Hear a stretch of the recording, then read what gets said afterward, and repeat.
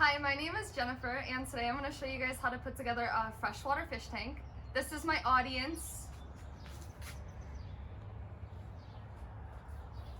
And again, I'm going to show you how to put together a freshwater fish tank for beginners. Now I say freshwater because if this is your first fish tank, you probably don't want to start with saltwater because that's very, very difficult. So the first thing we're going to do is keep in mind a breed of fish that you're going to select to stock the tank with. Because goldfish would not be good for this fish tank. It is way too small for goldfish, something like a tetra maybe. So I chose this 3-gallon tank, and to clean the tank, I'm gonna use water. You can't use any bleach, no Windex, no dish soap, nothing. If you need to tackle some serious scum, you can use vinegar. But I'm just gonna wipe down the outside. And after we do that, you're going to want to select a substrate. Substrate would be like gravel or sand or nothing at all if you don't want anything. And I selected gravel of a small variety. Now this is also not good for a goldfish. You're going to again want to keep in mind the breed of fish that you're going to select. Goldfish will eat this gravel and choke on it. Other aquatic species like fiddler crabs, they'll get frustrated with gravel and they'll die. So you're going to want sand for them too.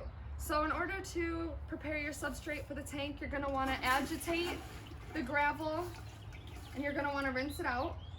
And then all the dirt is going to float to the top. And you're just going to want to drain that, all the nasty dirt.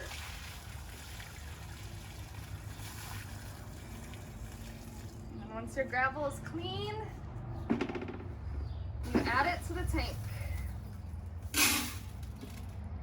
However much you want, not too little, not too much. You're going to want to have enough to bury the heater and enough to have a bacteria base for your fish, because fish cannot live in a sterile environment. You're going to want enough gravel to keep the bacteria alive down there.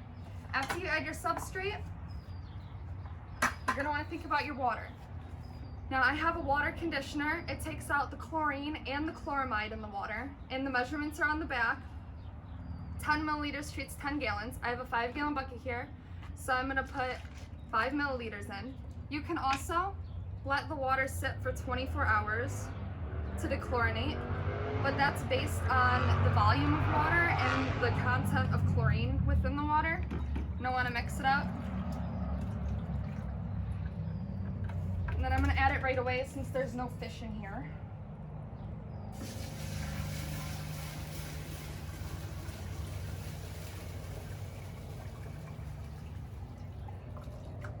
Now, after you add your water, you're going to want to think about a water heater because all species of fish need water heaters.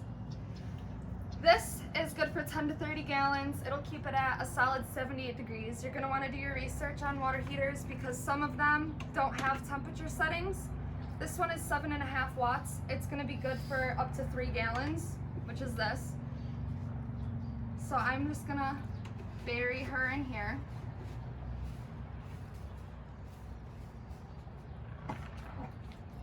Now after selecting your water heater, you're going to want to think about water filters. I have a submersible filter for up to 10 gallons, and then I have a hang on the back filter for 10 to 20 gallons, and then I have this little guy. He's a filter powered by an aerator. He's actually good for up to 25 gallons. And I'm going to use him because he's smallest and it looks the best. And after I put him in, now that your necessities are installed, you're going to want to add decorations because fish will get bored and they will die. They need something to keep them entertained. So I have a skull right here, and I have some grass, some bait grass. And after this is all set up, you're going to want to give the water at least a couple days to establish a bacteria base because fish cannot live in sterile water. They will die if they live in sterile water. They have to have a bacteria base to survive. You're also going to want to give, you can do phantom feeds, which is feeding your fish tank every day with no fish to establish a bacteria base. And after a couple days have gone, you can use your testing strips to make sure your nitrate and ammonia are the most important ones to make sure they're at 0. Once they're at 0, you can add new fish. In order to add new fish, you're going to want to make sure they're in their water, and you can float it in the tank. And once their water temperature matches the temperature of your tank, it takes about 15 minutes, then you can safely add them to the water. After they're added, you're going to want to wait 6 to 8 weeks to add any additional fish. And again, you're going to want to do more research to make sure your fish are compatible with one another. And you're also going to want to make sure that you have a tank big enough that will suit the type of fish that you plan on adding. Again, please make sure you do your research if this is your first time having a fish tank. Thank you for watching.